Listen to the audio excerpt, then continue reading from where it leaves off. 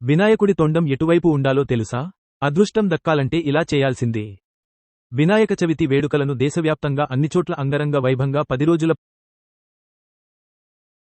పాటు పండపం కట్టి అటపాటలతో జరుపుకొంటారు. భాద్రపద శుద్ధ చవితి రోజున గణేశుడి జన్మదినం కారణంగా వినాయక చవితిని జరుపుకుంటారు. ఈ ఏడాది ఆగస్టు 27న జరగనుంది. ఈ రోజున అందరూ గణేశుని ఇంటికి తీసుకువచ్చి ఉండ్రాళ్ళు, పండ్లను నైవేద్యంగా పెట్టి పత్రాలతో పూజలు చేస్తారు.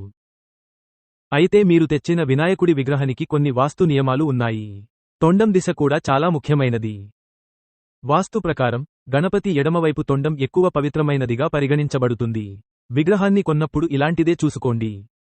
తొండం ఎడమవైపునకు తిరిగిన వినాయకుడి విగ్రహాలు ఓదార్పు శక్తి ప్రవాహానికి ప్రసిద్ధి చెందింది. అందుకే పూజకు శుభప్రదంగా భావిస్తారు.